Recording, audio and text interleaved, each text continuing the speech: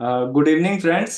Nifty में आज का एनालिसिस करते हैं 5 मिनट के टाइम फ्रेम पे। आज नैरो सीपीआर था। पहला कैंडल S1 प्रीवियस डे लो के तरफ बना।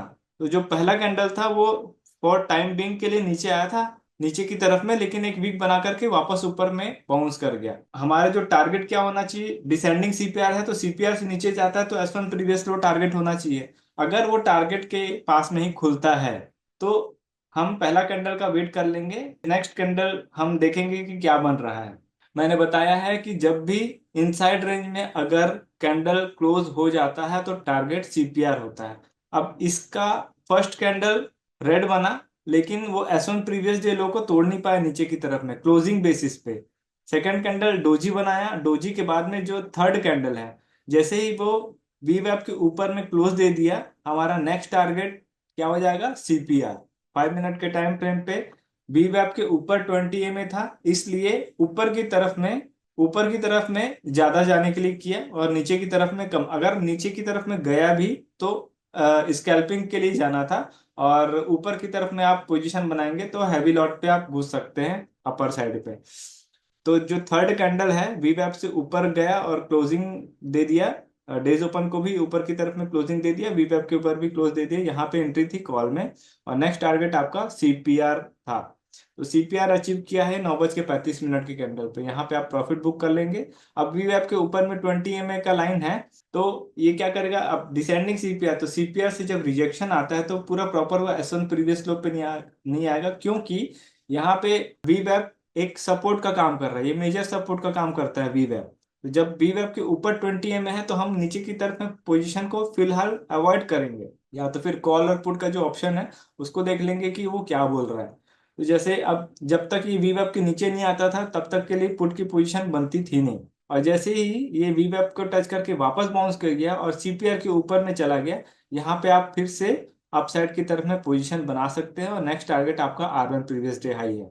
अगर R1 प्रीवियस डे हाई 10:30 के पहले पहले ब्रेकआउट कर देता ऊपर की तरफ में, तब हमारा नेक्स्ट टारगेट R2 का लेवल हो सकता था। लेकिन ये जो कैंडल क्लोज दिया है वो 11:10 के कैंडल थी, इसलिए ये ऊपर की तरफ में पूरा पूरा नहीं जा पाया, ये वापस आ गया है।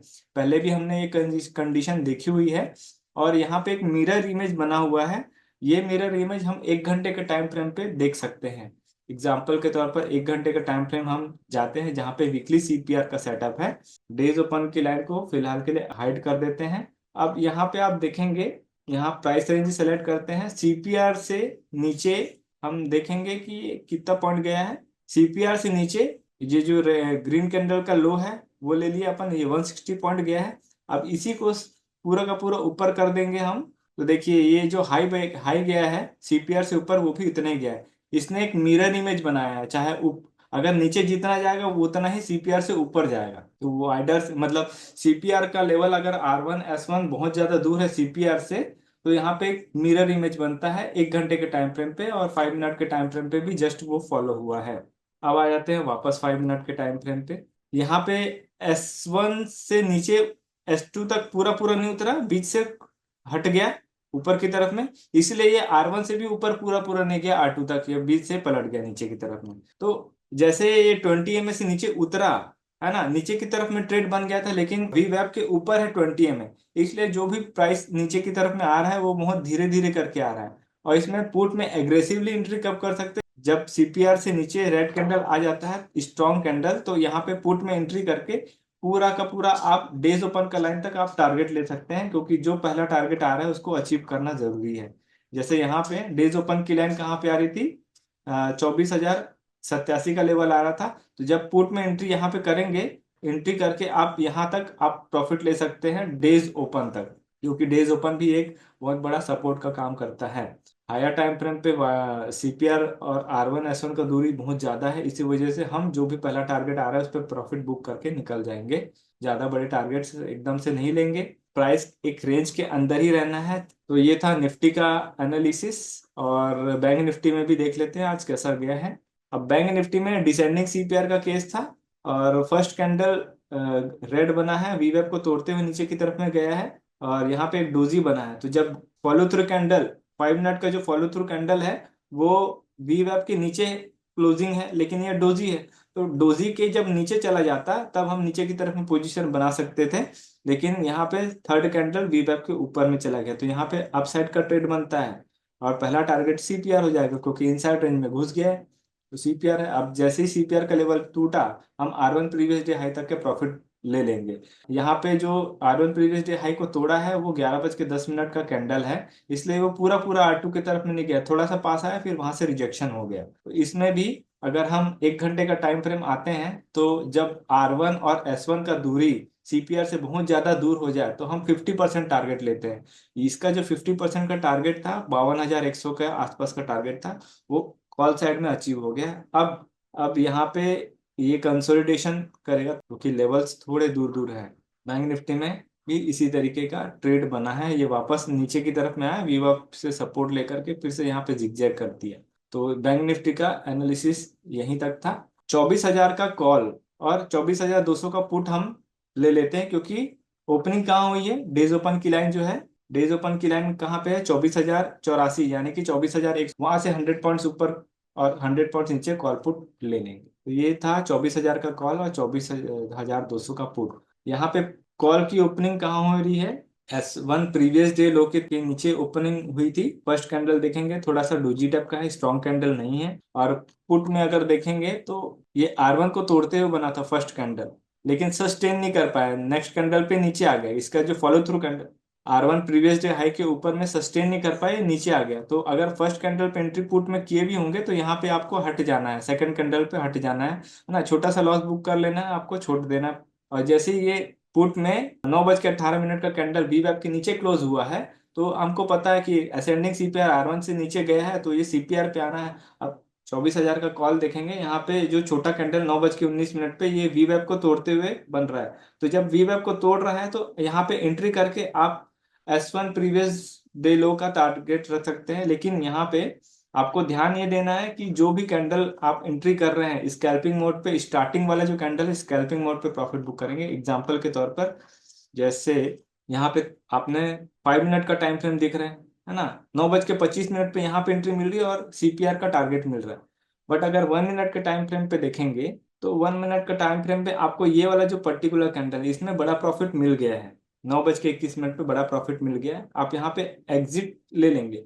फिर से जब नीचे जाके ऊपर आया 9:28 पे वापस एंट्री करके फिर से S1 प्रीवियस डे लो का टारगेट आप ले सकते हो। ऐसे करके आप छोटा छोटा करके प्रॉफिट बुक कर सकते हैं। S1 प्रीवियस डे लो के ऊपर में अब ये वाइडर सीपीआर है, S1 प्रीवियस डे लो के ऊपर में अब वी वेब के ऊपर में ईएमए की लाइन है और एक चैनल का फॉर्मेशन यहाँ पे हो रहा है। तो यहाँ पे अगर आप एंट्री करते हैं, थोड़ा सा जिगजैग जिगजैग किया और जैसे ही पूरा क्रॉस ओवर मिल गया अच्छे से 10:24 पे यहाँ पे था कॉल का एंट्री एक्चुअल में।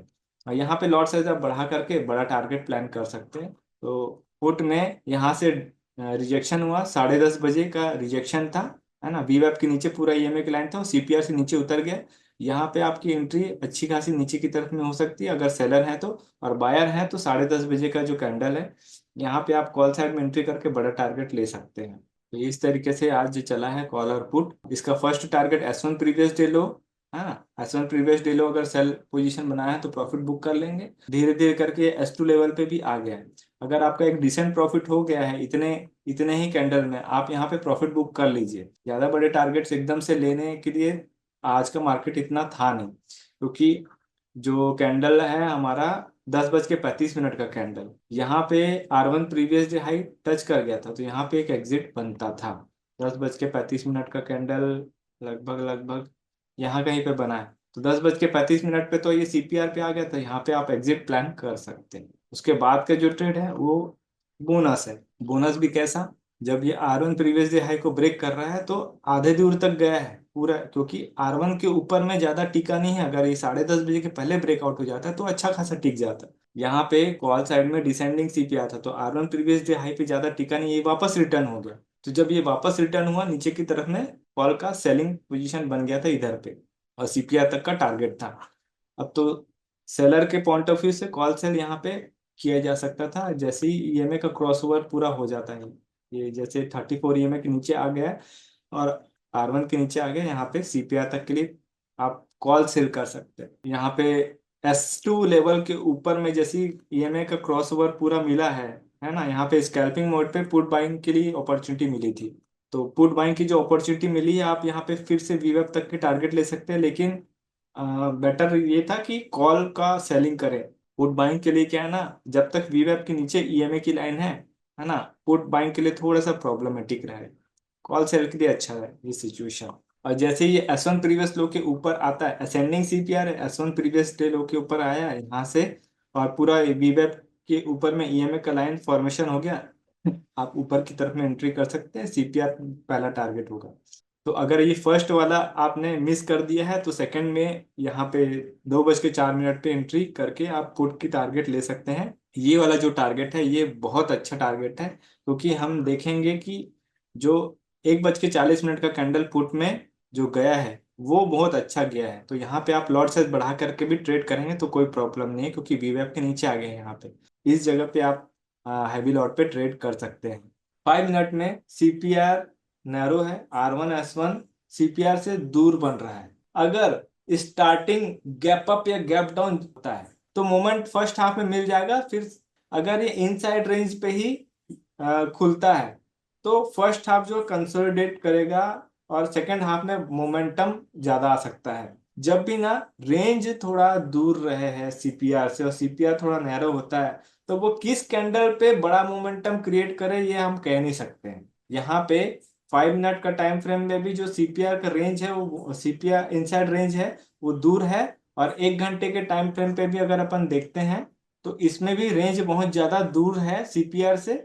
और 1 डे का टाइम फ्रेम अगर अपन देखेंगे तो यहाँ पे वीक आया है ऊपर की तरफ से, नीचे क्लोज है, लेकिन अभी प्रीवियस मंथ लो के पास में है। तो ये प्रीवियस मंथ लो जब ब्रेक होता है नीचे की तरफ में, तो नीचे की तरफ में अच्छा मूवमेंट मिलेगा, लेकिन ऊपर की तरफ में जाएगा तो थोड़ा प्रॉब्लम हो सकता है। अगर कल गैप अप या गैप डाउन हो जाता है अच्छा खासा, तब मोमेंट फर्स्ट हाफ में मिलेगा। नहीं तो स्टार्टिंग में जो भी अगर इनसाइड रेंज में खुलता है प्राइस, तो हो सकता है थोड़ा सा कंसोलिडेशन करे और फिर सेकंड हाफ में मोमेंटम आए। यहाँ पे निफ्टी का कॉल और पुट का चार्ट हम देख लेंगे कैसा बन रहा है कल के दिन में। तो शुरुआत करते हैं कॉल से। कॉल 24,100 का लगा लेते हैं, या 24,000 का कॉल लगाते हैं। निफ्टी 24,000 का कॉल लगा लेते हैं next day. Call descending CPR में है, तो डिसेंडिंग सीपीआर है तो जब तक ये R1 प्रीवियस डे हाई के ऊपर में नहीं जाएगा तब तक कॉल में ट्रेंड रिवर्सल नहीं होगा। अगर ये R1 प्रीवियस डे हाई के ऊपर में चले जाता है तो R2 का लेवल हम लोग को मिल सकता है। और अगर सीपीआर पे बुलिश कैंडल बनता है तो हो सकता है थोड़ा यहाँ पे कंसोलिडेट करे, R1 तक जाने के बाद में फिर से वापस नीचे सीपीआर की तरफ आए। और सीपीआर से नीचे उतरेगा तो फिर S1 प्रीवियस डे लो आ जाएगा। और अगर S1 प्रीवियस डे लो पे खुलता है और फर्स्ट कैंडल इनसाइड रेंज में घुस जाता है, फिर सीपीआर पहला आना चाहिए। तो ये था कॉल में डिसेंडिंग सीपीआर है। और पुट में देख लेते हैं कौन सा सीपीआर बन रहा है। तो पुट के प्राइसिंग है 24,300, तो निफ्टी 24,300 का पुट है। पुट में भी बहुत ज्यादा रेंज दूर है, सीपीआर से R1 और सीपीआर से S1 का दूरी बहुत ज्यादा है, और यहाँ पे भी डिसेंडिंग है। तो कॉल और पुट दोनों डिसेंडिंग सीपीआर बन रहा है। तो अगर कॉल R1 के ऊपर में चला जाता है तो उसमें ट्रेंड रिवर्सल हो जाएगा, या तो पुट में R1 के ऊपर चला जाता है तो ट्रेंड रिवर्सल होगा। ये दोनों सिनेरियो हमको देख लेना है। और अगर दोनों R1 से नीचे रहता है तो कल साइडवेज मोमेंटम रहेगा। कल के दिन में ना थोड़ा सा कॉशियस रहेगा, लॉट साइज कम रख के ट्रेड कीजिएगा, क्योंकि कल चाहे तो बहुत बड़ा मोमेंटम आ सकता है, लेकिन हो सकता है फर्स्ट हाफ में ट्रैप करने की भी कोशिश करें, क्योंकि प्राइस का जो मोमेंटम है थोड़ा जिगजैग रहने वाला है। फर्स्ट हाफ में बहुत ज्यादा जिगजैग होगा तो आपका बहुत ज्यादा एसएल खाएगा, और जब पूरा एसएल लोगों का खा लिया है फर्स्ट हाफ में, तो सेकंड हाफ में बहुत बड़ा मूवमेंट हो सकता है, जिसमें प्राइस ऊपर भी बहुत तेजी से जा सकता है, नीचे भी बहुत तेजी से जा सकता है। तो कल मूवमेंट बड़ा भी मिल सकता है और साइडवेज भी हो सकता है। अगर R1 प्रीवियस डे हाई से रिजेक्शन कैंडल बने, red candle, first candle strong red candle बनता है, तो पूरा सीपीआर तक के लिए हमारे पास में एक मौका मिलेगा, नीचे की तरफ में अच्छा खासा कैंडल आएगा। अब रेंज बहुत ज्यादा दूर है, अगर सीपीआर से खुलता है ऊपर की तरफ में तो इसका 50% टारगेट बुक करना है हमको। सीपीआर से ऊपर R1 प्रीवियस डे हाई का रेंज बहुत ज्यादा है, लगभग 160 पॉइंट्स का रेंज है। तो जब सीपीआर से ऊपर जाएंगे तो आप इसका हाफ टारगेट लेंगे, और अगर सीपीआर से नीचे की तरफ में जाएगा तो फिर तब भी इसका हाफ टारगेट लेंगे नीचे की तरफ में। और अगर R1 प्रीवियस डे हाई के ऊपर में 10:30 बजे के पहले ही चला जाता है तो फिर डेफिनेटली R2 का लेवल मिलेगा, क्योंकि इसमें ट्रेंड रिवर्सल होगा। और अगर S1 प्रीवियस डे लो के नीचे चला जाता है तो फिर हो सकता है S2 की तरफ में मिले, लेकिन इसमें तो थोड़ा सा स्कैल्पिंग कीजिएगा S1 और S2 के बीच में, यहाँ पे प्रॉफिट बुक करने की कोशिश कीजिएगा, क्योंकि नीचे की तरफ में एक तो मोमेंटम के साथ में मिलेगा, और हो सकता है कि इस जगह S1 और S2 के बीच से ना थोड़ा पलटे, क्योंकि वन डे के टाइम फ्रेम पे वो एक सपोर्ट जोन पे है। वन डे के टाइम फ्रेम पे S1 प्रीवियस मंथ लो के बीच में है, तो कहीं से भी पलट जाता है। ठीक है, तो ये कल का सिनेरियो है निफ्टी में। बैंक निफ्टी में देखेंगे सर, में ये मोमेंटम आप किस बेस पे बोल रहे हैं? क्या देखना मोमेंटम है निफ्टी में? मोमेंटम इस बेस पे बोल रहा हूँ क्योंकि आज नैरो सीपीआर था और इसका मोमेंटम पूरा नहीं मिल पाया अच्छे से। ना वो R2 का रेंज को अचीव किया, ना S2 का रेंज को अचीव किया, तो इसका मोमेंटम अभी नहीं मिला है। तो हो सकता है कल के दिन में मोमेंटम मिले, लेकिन जब मोमेंटम मिलेगा ना तो थोड़ा सा आपको घबराहट होगी, क्योंकि कैंडल बड़े बड़े बनेंगे। बैंक निफ्टी में भी ना सीपीआर से R1 प्रीवियस डे हाई और सीपीआर से S1 प्रीवियस डे लो का जो रेंज है ना बहुत ज्यादा दूर है। तो इसमें भी वही 50% अब ऊपर और 50% नीचे का टारगेट लेना है। अभी असेंडिंग सीपीआर का केस है और सीपीआर के ऊपर में ही क्लोज मिला है, नेक्स्ट सीपीआर के ऊपर में क्लोज मिला है। तो जब सीपीआर के ऊपर में जाएगा ना तो फिर हमको ऊपर की तरफ में ठीक ठाक ट्रेड मिलेगा। लेकिन अगर सीपीआर से नीचे जाता है तो फिर से यहाँ पे कंसोलिडेशन देखने को मिल सकता है नीचे की तरफ में। S1 प्रीवियस डे लो के नीचे जाता है तब फिर एक अच्छा खासा टारगेट मिलेगा नीचे की तरफ में। और बैंक निफ्टी में अभी 1 आवर के टाइम फ्रेम में देखेंगे तो अभी भी इसका जो रेंज है ना बहुत ज्यादा दूर है और सीपीआर के ऊपर में चल रहा है। तो अगर सीपीआर के ऊपर में जाता है और ये लेवल ब्रेक होता है ना 52,112 का, तब ऊपर की तरफ में R1 प्रीवियस वीक हाई मिलेगा। और सीपीआर से नीचे उतरेगा तो थोड़ा सा कंसोलिडेशन करने वाला है नीचे की तरफ में। बैंक निफ्टी थोड़ा सा अभी कॉशियस रही है, क्योंकि इसके मोमेंटम थोड़े बड़े होते हैं और असेंडिंग सीपीआर का फॉर्मेशन है, सीपीआर के ऊपर में क्लोज दिया है। नीचे की तरफ में जब ट्रेड आएगा आपका तो वी वेब का जो कंफर्मेशन है आप ले लेंगे। वी वेब से नीचे 20 में रहेगा और प्राइस नीचे की तरफ में जाए तब जाकर के आपको पुट में देख लेना है कि वो कॉम्बिनेशन बन रहा है कि नहीं, तभी आप एंट्री कीजिएगा, ज्यादा बेटर रहेगा। नहीं तो ये सीपीआर से अगर नीचे जा रहा है तो आप कॉल सेल कर दीजिए, ज्यादा बेटर रहेगा। और वैसे भी कल मंगलवार का दिन है, मंगलवार बुधवार बुधवार को एक्सपायरी होता है, तो एक्सपायरी के एक दिन पहले का ट्रेड रहेगा। थोड़ा सा इसमें कॉशियस रहेगा। अगर साइडवेज रहेगा रहेगा अगर इनसाइड रेंज में ही खुलता है मार्केट तो हो सकता है शुरुआत में साइडवेज रहे, फिर बाद में मोमेंटम आए।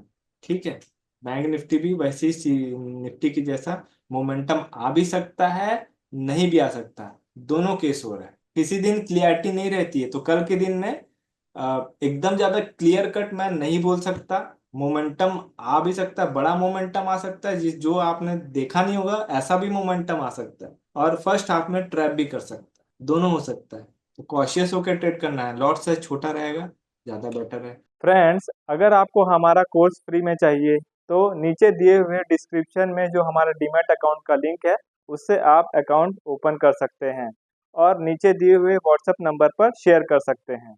इससे आपको हमारा कोर्स फ्री में मिल जाएगा और जो हमारा पर्सनल व्हाट्सएप ग्रुप है उसमें भी ऐड कर दिया जाएगा, ताकि आपका जो भी क्वेरी क्वेश्चन डाउट है उसे आप पूछ सकते हो और सही समय पे सॉल्व करा सकते हो। अगर आपको हमारा कंटेंट अच्छा लगा तो वीडियो को लाइक ज़रूर कीजिए और चैनल में नए हैं तो चैनल को सब्सक्राइब कर लीजिए। For advance learning join our master class, link in the description below.